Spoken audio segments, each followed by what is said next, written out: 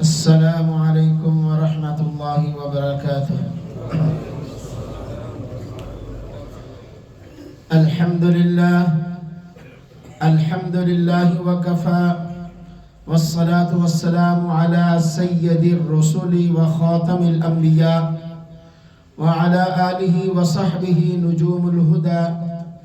اما بعد فاعوذ باللہ من الشیطان الرجیم، بسم اللہ الرحمن الرحیم۔ يريد الله بكم اليسر ولا يريد بكم العسر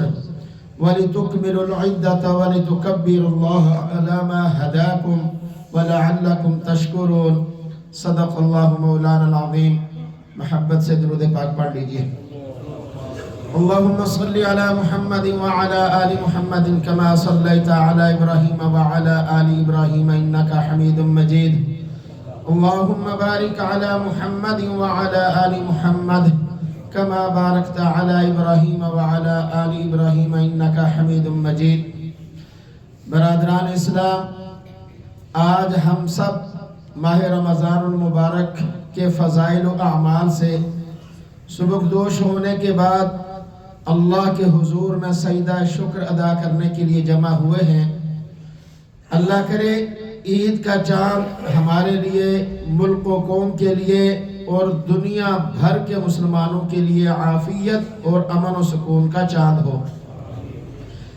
نیا چاند دے کر رحمت دو عالم سرکار دو عالم صلی اللہ علیہ وآلہ وسلم یہ دعا کیا کرتے تھے، اللہم اہلہ علینا بالامن والایمان۔ اے اللہ، اس چاند کو ہمارے لیے امن و سلامتی، خوشحالی اور ایمان پر استقامت کا ذریعہ بنا، والسلامت والاسلامی، جسم و روح کی سلامتی، فکر و شعور کی نگہبانی اور تسلیم و رضا میں اضافے کا باعث بنا، والتوفیق لما تحب وترضى، اور اس ماہ میں ہمیں ان کاموں کی توفیق دے جو تجھے پسند ہوں اور جو تیری رضا حاصل کرنے کا سبب بنے۔ ربنا و ربک اللہ، اے چاند، تیرا اور ہمارا سب کا پروردگار، مالک و مختار صرف اور صرف اللہ ہے۔ محترم بزرگوں اور عزیز بھائیوں، آج ملک کی اکثریت وہ عید کی خوشی منا رہی ہے۔ عید الفطر اللہ کی بڑائی، اللہ کی عظمت و کبریائی کے اقرار اور اظہار کا دن ہے۔ ماہ رمضان کے روزوں کے متعلق ذکر کرتے ہوئے اللہ رب العزت کا ارشاد ہے، یرید اللہ بکم اليسر، اللہ دین اور شریعت میں تمہارے لیے آسانیاں چاہتا ہے، ولا یرید بکم العسر، وہ نہیں چاہتا کہ تمہیں تنگی اور دشواری ہو، وَلِتُكْمِلُوا الْعِدَّةَ، اور اللہ چاہتا ہے کہ تم روزوں کی تعداد یعنی گنتی شمار مکمل کرو، وَلِتُكَبِّرُوا اللَّهَ عَلَى مَا هَدَاكُمْ وَلَعَلَّكُمْ تَشْكُرُونَ، اور اس نے تمہیں ہدایت بخشی ہے،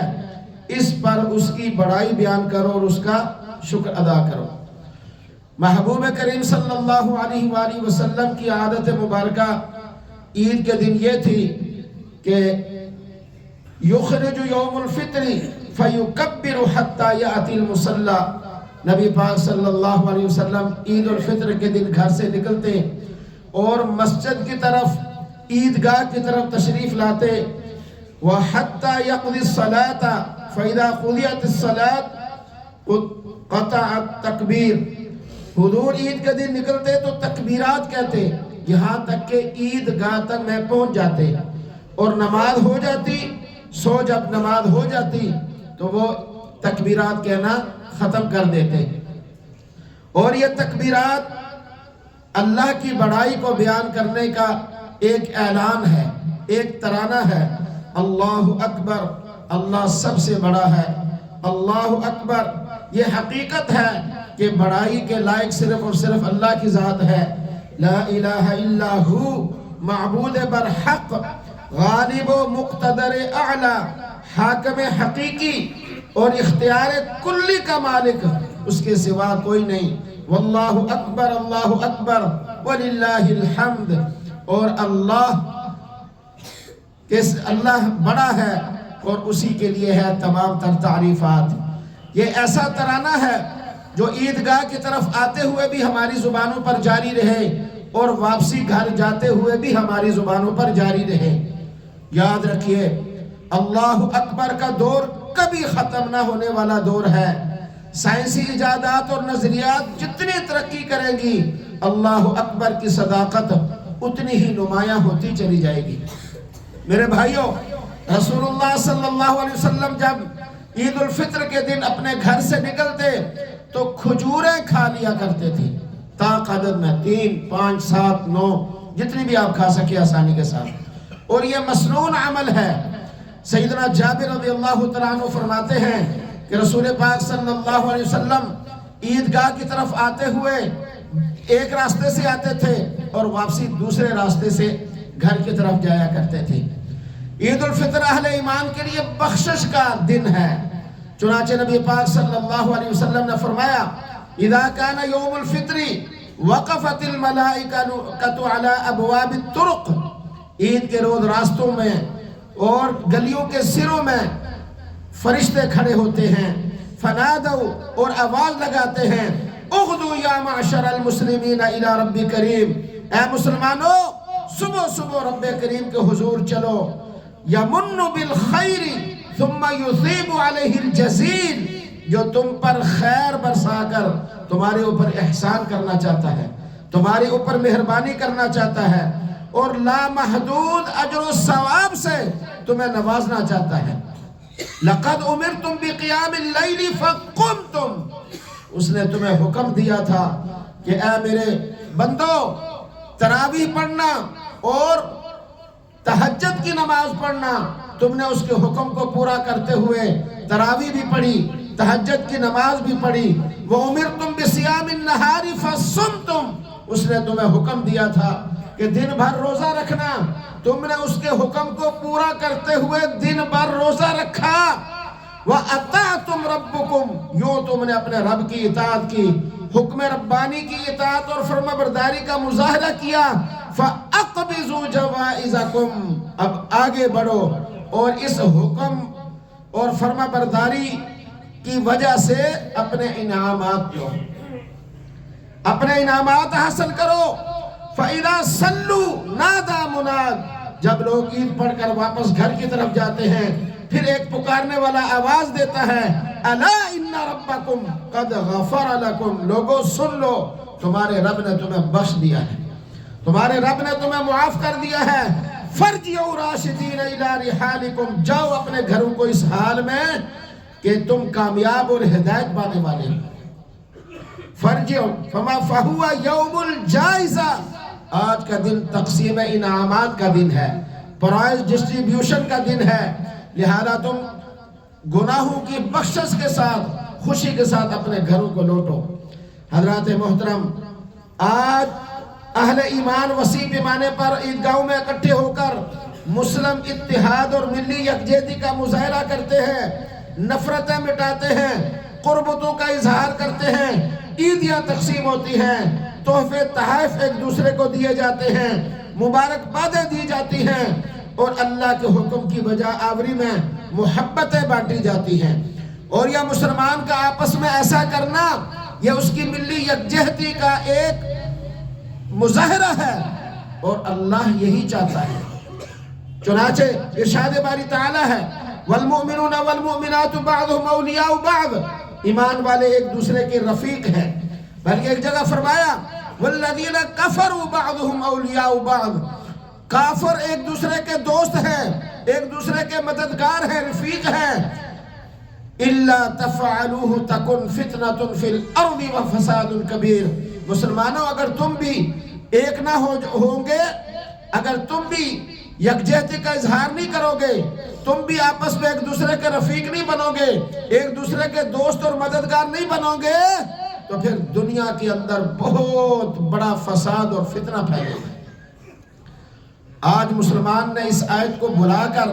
بالکل اس کے خلاف ہو گیا ہے، کافر اسی آیت پر کاربند ہے، کافر ہونے کے باوجود، لیکن مسلمان پڑوسی ایک دوسرے کو مار رہے ہیں صبح دوپہر شام، اور بجائے اس کے کہ وہ اتحاد اور اتفاق ہو کافر سے بھی مار کھا رہے ہیں اور خود بھی ایک دوسرے کو مار رہے ہیں۔ میرے بھائیوں، بزرگوں اور دوستوں، نبی پاک صلی اللہ علیہ وسلم نے فرمایا لا يدخل الجنت حتی تؤمنوا ولا تؤمنوا حتی تحابوا، تم جنت میں اس وقت تک داخل ہی نہیں ہو سکتے جب تک تم مومن نہ بن جاؤ، اور تم ایماندار کہلانے کے حقدار ہو ہی نہیں جب تک تم خالصتاً دینی رشتے کی بنیاد پر آپس میں محبت کرنے والے نہ بن جاؤ۔ اس وقت تک تم ایمان والے کہلا ہی نہیں سکتے، اگرچہ نام عبداللہ اور عبد الرحمن ہی کیوں نہ ہو۔ حضرت عبادہ بن صامت فرماتے ہیں نبی پاک صلی اللہ علیہ وسلم نے فرمایا حقت محبتی، میری محبت ان لوگوں کے لیے یقینی ہو جاتی ہے علی المتحابین فیّا،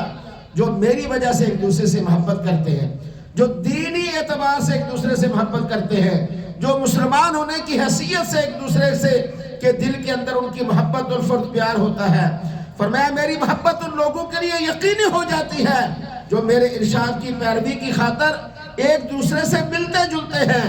میری محبت ان لوگوں کے لیے یقینی ہو جاتی ہے جو میرے حکم کی وجہ سے ایک دوسرے پر خرچ کرتے ہیں، ایک دوسرے کی ضرورتوں کا لحاظ رکھتے ہیں میری، اور وہ کیا کرتے ہیں، اور ایسے لوگ نور کے ممبروں پر ہوں گے، ان کے خاص مرتبہ کی وجہ سے انبیاء، صدیقین اور شہداء ان پر رشک کریں گے۔ یہ کون سی جماعت ہے؟ اور ایک روایت کے اندر ہے کہ میری محبت ان لوگوں کے لیے یقینی ہے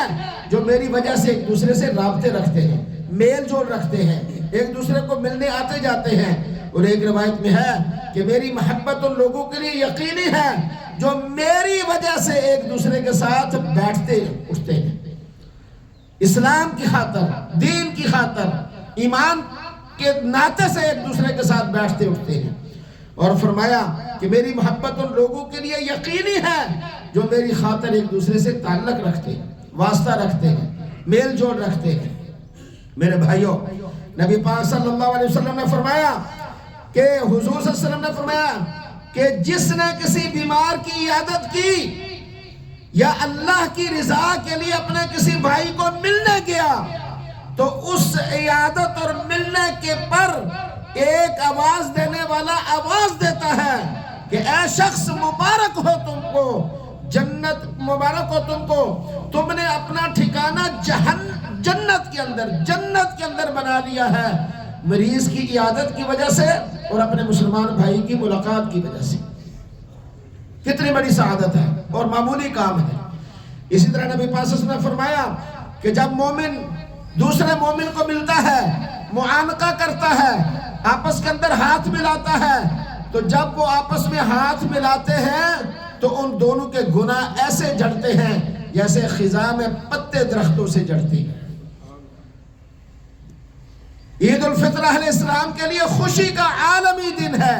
سیدنا انس بیان کرتے ہیں کہ رسول پاک صلی اللہ علیہ وسلم نے فرمایا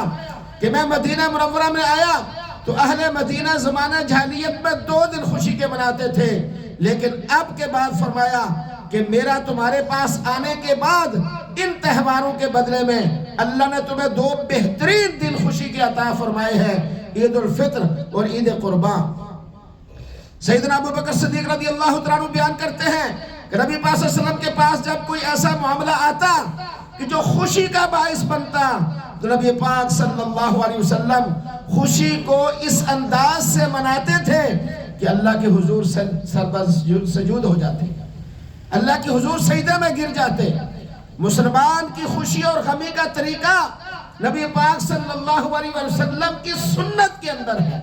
آپ کے طریقے کے اندر ہے۔ مسلمان خوش کیسے ہو اس کو بھی شریعت نے بیان کر دیا ہے، مسلمان اپنا غم کیسے منائے اس کو بھی شریعت نے بیان کیا ہوا ہے۔ میرے بھائیو، بزرگوں اور دوستو، سیدنا عبداللہ بن عمر سے روایت ہے کہ رسول پاک صلی اللہ علیہ وسلم نے فرمایا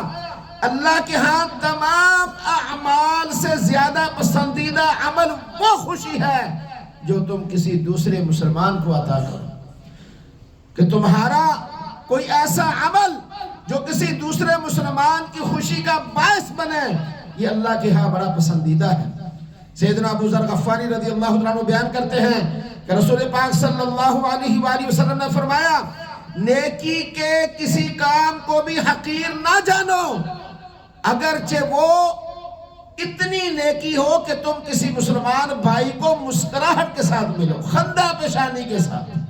بسا ہوا چہرہ نہ ہو، مرا ہوا منہ نہ ہو، بلکہ مسکراہٹ کے ساتھ، ہنسی کے ساتھ، کھلے چہرے کے ساتھ کسی بھائی کو ملو گے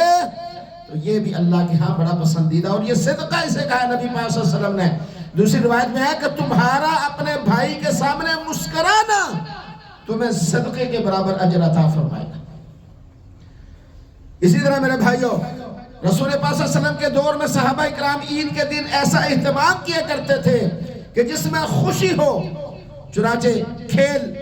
ایسے جو شریعت کے تابع ہوں، تیر اندازی کے کھیل، گھوڑ سواری کے کھیل، اسی طریقے سے دیگر کھیل وہ رسول پاک صلی اللہ علیہ وسلم کے دور کے اندر صحابہ اکرام خوشی کے طور پر کیا کرتے تھے،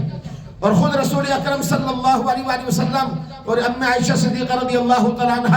اسے دیکھتی تھی۔ اسی طرح میرے بھائی بزرگوں اور دوستوں، یہ عید کا دن خوشیوں کا دن ہے، یہ راحتوں کا دن ہے، یہ ناراضیوں کا دن اور ایک دوسرے سے قطع تعلقی کرنے کا دن نہیں ہے۔ چنانچہ حضرت ابو ایوب انصاری رضی اللہ تعالیٰ عنہ بیان کرتے ہیں کہ رسول اللہ صلی اللہ علیہ وآلہ وسلم نے فرمایا خیرہم الذی یبدأ بالسلام، ان دونوں میں سے بہتر وہ شخص ہے جو سلام کرنے میں پہل کرتا ہے، اور رسول پاک صلی اللہ علیہ وسلم نے فرمایا کہ جو سلام کرنے میں پہل کرے وہ تکبر اور غرور سے بری ہو جاتا ہے، اس کے اندر تکبر اور غرور نہیں آتا۔ چلتے اٹھتے بیٹھتے جب بھی کوئی ملے السلام علیکم، حضور صلی اللہ علیہ وسلم نے فرمایا افشوا السلام، سلام کو پھیلاؤ، یتیموں کے سر پر ہاتھ رکھیے۔ سیدنا سہل بن سعد بیان کرتے ہیں نبی پاک صلی اللہ علیہ وسلم نے فرمایا انا وکافل الیتیم فی الجنہ کہاتین، میں اور یتیم کی کفالت کرنے والا جنت میں ایسے ہوں گے، آپ نے اپنی انگلی مبارک وہ سامنے کر کے دکھائی جیسے یہ دو انگلیاں ہیں اور درمیان میں کوئی وقفہ نہیں ہے، ایسے ہم ہوں گے۔ بیواؤں کی ضروریات کا خیال رکھیے۔ سیدنا ابو ہریرہ فرماتے ہیں رضی اللہ تعالیٰ عنہ، نبی پاک صلی اللہ علیہ وسلم نے فرمایا الساعی علی الارملۃ والمسکین کالمجاہد فی سبیل اللہ او القائم اللیل الصائم النہار، بیوہ، مسکین اور ضرورت مند کی خدمت کے لیے کوشاں ہونا، کوشش کرنا، دوڑ بھاگ کرنا، ان کے کام آنا، ایسا ہی ہے جیسے رائے خدا میں جہاد کرنا ہوتا ہے، یا جیسے ساری رات اللہ کے ہاں نماز پڑھنا، ذکر و اذکار کرنا، قیام اللیل کرنا ہوتا ہے، یا جیسے سارا دن روزہ رکھنا ہوتا ہے، ایسے کسی بیوہ اور مسکین کی ضرورت کا خیال کرنے کا اس کے برابر اجر ملتا ہے۔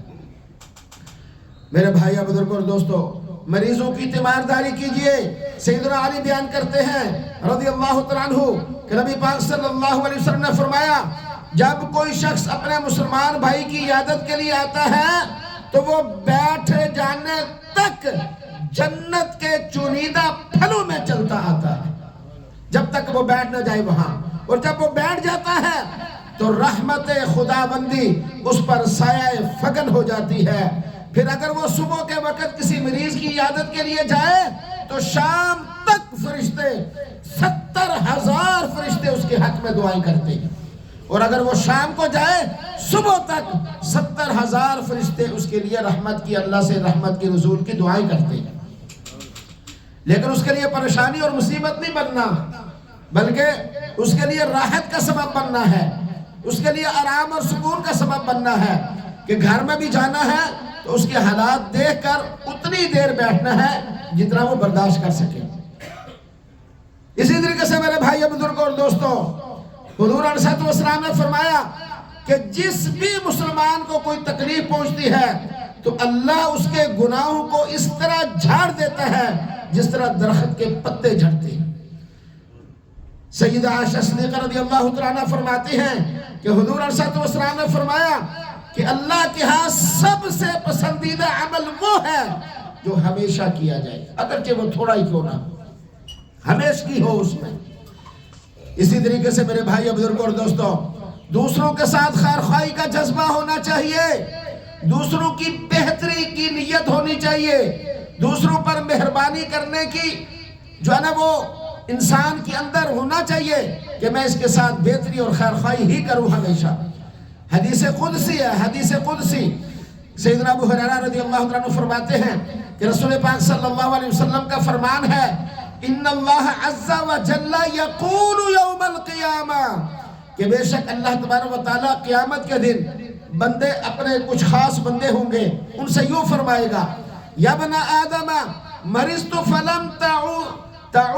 تعودنی، اے میرے بندے میں بیمار تھا تو نے میری عیادت نہیں کی۔ اللہ فرمائے گا بندوں سے میں بیمار تھا تو نے میری عیادت نہیں کی۔ قال یا ربی کیف اعودک وانت رب العالمین، وہ کہے گا یا اللہ تو سارے جہانوں کا پروردگار ہے، سارے جہانوں کو پالنے والا ہے، تو کیسے بیمار ہو سکتا ہے؟ تو اس سے پاک ہے بالکل۔ چنانچہ قال اللہ فرمائے گا اما علمت ان عبدی فلانا مریضا، تجھے پتہ نہیں تھا کہ میرا فلاں بندہ بیمار تھا، میرا فلاں بندہ بیمار تھا، اور فلم تعودہ اما علمت انک لو عدتہ لوجدتنی، فرمایا کہ اگر تو اس کی تیمارداری کے لیے جاتا تو مجھے اس کے پاس پاتا، یعنی میری رحمت تجھے اپنی آغوش میں لے لیتی۔ اور غریب اور نادار اور مفلس مریضوں کا خیال کرتے رہیے۔ شادی بیاہ پہ جس طرح ہم جاتے ہیں لفافہ لے کر بیچ میں مال ڈال کر، وہاں ضرورت نہیں ہوتی، اسی طرح اگر کسی نادار اور مفلس رشتہ دار مریض کو دیکھنے کے لیے جائیں تو ان کا بھی اسی طرح خیال کیا کریں، ان کے جیب میں ان کے ہاتھ میں کچھ نہ کچھ پکڑا دیا کریں۔ ہو سکتا ہے اس بیچارے یا بیچاری کے پاس دوائی لینے کے لیے پیسے نہ ہوں اور آپ کی یہ مدد اس کو نفع مند اور فائدہ اس کو دے سکے، اس کے لیے بہتری کا سبب بن سکے۔ اسی طریقے سے یا بنا آدم استطعمتک فلم تطعمنی، اللہ فرماتے ہیں اے ابن آدم میں نے تجھ سے کھانا مانگا تھا لیکن تو نے مجھے کھانے کو کچھ نہ دیا۔ اللہ فرمائے گا میں نے تجھ سے کھانا مانگا تھا، جو پروردگار ہے سارے جہانوں کا، جو سارے جہانوں کو پالنے والا ہے، تو نے مجھے کھانا نہیں دیا۔ وہ کہے گا یا اللہ تو سارے جہانوں کا پروردگار ہے، تو خود رازق و مالک ہے، تو نے کیسے کھانا مانگا تھا مجھ سے؟ اللہ کہے گا کہ فلاں بندہ میرا تجھ سے کھانا مانگتا رہا لیکن تو نے اسے کھانا نہ کھلایا۔ تجھے معلوم نہیں ہے کہ اگر تو اسے کھانا کھلاتا تو وہ کھانا بصورت اجر و ثواب تجھے میرے ہاں موجود ملتا۔ اسی طرح اللہ کہے گا اے میرے بندے، اے آدم کی اولاد، اے آدم کے بیٹے، تجھ سے میں نے پانی مانگا تھا تو نے پانی نہیں دیا۔ وہ کہے گا یا اللہ تو سارے جہانوں کو پانی پلانے والا ہے، تجھے پانی کی کیسے ضرورت پڑ گئی؟ وہ کہے گا میرے فلاں بندے نے تجھ سے پانی مانگا تھا تو نے اس کو پانی نہیں دیا، اور اگر تو پانی دیتا تو پھر وہ پانی تو میرے ہاں آج موجود پاتا، یعنی اجر و ثواب کے اعتبار سے۔ یہ ایک مثال دے کر سمجھایا کہ اپنے ضرورت مند ساتھیوں کا، رشتہ داروں کا، عز و قرب کا خیال رکھیے۔ آپ کے مال میں، آپ کی طاقت میں، آپ کے عہدے میں، آپ کی سیٹ میں ان ضرورت مند بندوں کا حق اللہ نے رکھا ہوا ہے جو آپ کے ساتھ جن کا تعلق اور واسطہ ہے۔ آپ کسی عہدے پر ہیں، لوگوں کو فائدہ دیجئے۔ آپ کسی مقام اور مرتبہ پر ہیں، لوگوں کو فائدہ دیجئے۔ مالدار ہیں، لوگوں کی ضرورتوں کا لحاظ رکھیے۔ جس مقام پر آپ ہیں، جس قدر مخلوق کے ساتھ آپ کر سکتے ہیں، ان کی خدمت کیجئے۔ میرے بھائی بزرگوں اور دوستوں، حضرت ابو الدرداء اویمر کہتے ہیں کہ میں نے نبی پاک صلی اللہ علیہ وسلم کو یہ فرماتے ہوئے سنا ابغونی فی الضعفاء، مجھے یعنی میری خوشنودی اور رضامندی کو اپنے بے یار و مددگار لوگوں میں تلاش کرو۔ میری خوشنودی کو اپنے بے یار و مددگار لوگوں میں تلاش کرو۔ فرمایا کہ کیوں؟ کہ تمہیں تمہارے کمزوروں بے سہارا لوگوں کی وجہ سے رزق دیا جاتا ہے، تمہاری مدد بھی انہی لوگوں کی وجہ سے کی جاتی ہے۔ میرے بھائیو بزرگوں اور دوستوں، رمضان کا مہینہ گزر گیا، عید آ گئی۔ رمضان کے اندر ہر ایک کی بخشش کی جاتی ہے تقریباً، اور لاکھوں کی تعداد میں اللہ مہربانیوں سے جہنم سے جہنمیوں کو آزاد کر کے جنت کے اندر داخل فرماتا ہے۔ لیکن 4 لوگ ایسے ہیں کہ جن کی رمضان المبارک کے رحمتوں، برکتوں اور عافیتوں والے مہینے میں بھی بخشش نہیں ہوتی۔ میرے بھائیوں، نبی پاک صلی اللہ علیہ وسلم نے فرمایا کہ رمضان کے اندر بخشش کر دی جاتی ہے سب کی سوائے 4 لوگوں کے۔ ان 4 میں سب سے پہلا وہ جو شراب کا عادی ہو، ہمیشہ شراب پینے والا۔ نمبر 2 وہ شخص جو والدین کا نافرمان ہو، والدین کے ساتھ بدتمیزی کرنے والا، نافرمانی کرنے والا، آگے پھر آپ خود اندازہ لگا لیں۔ نمبر 3 وہ شخص جو قطع رحمی کرنے والا ہو، رشتہ داروں کے ساتھ مامے نال خفا، پھپھی نال خفا، ماسی نال خفا، ہر ایک کے ساتھ بس کبھی اس کو تان کبھی اس کو تان، قطع رحمی کرنے والا، جو رشتہ داروں کو سے ناراض ہونے والا، ان کو نقصان پہنچانے والا۔ اور نمبر 4 وہ شخص جو کسی کے بارے میں اپنے دل میں کینہ رکھنے والا ہو اور آپس کے اندر قطع تعلق کرنے والا، ناراض ہو، ان کی بخشش نہیں کی جاتی، ان کو اپنے حال پر چھوڑ دیا جاتا ہے۔ جب تک یہ سچے دل سے توبہ نہ کریں، ان کی بخشش نہیں کی جاتی۔ میرے بھائیو، بزرگوں اور دوستوں، رسول اللہ صلی اللہ علیہ وسلم نے فرمایا مومنوں کے لیے حلال نہیں، ایمان والوں کے لیے حلال نہیں کہ وہ ایک دوسرے سے 3 دن سے زیادہ ناراض رہیں۔ 3 دن سے لا يحل لمؤمن ان يهجر اخاه فوق 3 لیال، 3 دن سے زائد ایک مسلمان دوسرے مسلمان سے ناراض رہے، یہ اس کے لیے حلال اور جائز نہیں ہے۔ نبی پاک صلی اللہ علیہ وسلم نے فرمایا کہ اگر 3 دن ہو جائیں تو اسے چاہیے کہ وہ اس سے جا ملے اور اسے سلام کرے۔ پس اگر وہ سلام کا جواب دے دے تو دونوں اجر و ثواب کے اندر شریک ہو جائیں گے، برابر ہو جائیں گے۔ اور اگر سلام کرنے والے کا دوسرا سلام کا جواب نہ دے تو سلام کرنے والا بری ہے، وہ اجر و ثواب کا مستحق ہوگا، لیکن جواب نہ دینے والا وہ قطع تعلق کرنے والا شمار ہوگا۔ اگر کسی ناراض آدمی کو السلام علیکم کوئی کہہ دے تو وہ بری ہو جاتا ہے ناراضی سے، اور جواب دوسرا آدمی جواب نہ دے یا وہ اپنی ناراضی پر ڈٹا رہے تو پھر قطع تعلق کرنے والا وہی شخص رہتا ہے جو اپنی ناراضی پر ڈٹا ہوا ہے۔ اور حدیث پاک میں آتا ہے کہ ناراض جو 2 ہوتے ہیں ان کے نامہ اعمال اللہ کے ہاں نہیں جاتے، اللہ پاک ان کے نامہ اعمال کو بند کر کے اسی طرح چھوڑ دیتا ہے اور فرماتا ہے کہ جب تک یہ آپس میں راضی نہیں ہوتے ان کے نامہ اعمال کو دیکھا بھی نہیں جائے گا، ان کے نامہ اعمال کی طرف نظر بھی نہیں کی جائے گی۔ لہذا میرے بزرگوں، دوستوں اور بھائیوں، یہ عید کا دن ہے، یہ خوشیوں کا دن ہے۔ ایک دوسرے سے ناراضی ختم کیجئے، ایک دوسرے کے اپنے دلوں کے اندر ایک دوسرے کی محبت اور پیار بھریے، اور اپنے دلوں کے اندر ایک دوسرے کے لیے جو ہے وہ کینہ، بغض، عداوت، حسد، نفرت اس کو نکالیے، کوئی فائدہ نہیں اس کا۔ اسی طریقے سے میرے بھائی بزرگوں اور دوستوں، نبی پاک صلی اللہ علیہ وسلم نے فرمایا المسلم اخو المسلم لا یظلمہ ولا یسلمہ، مسلمان مسلمان کا بھائی ہے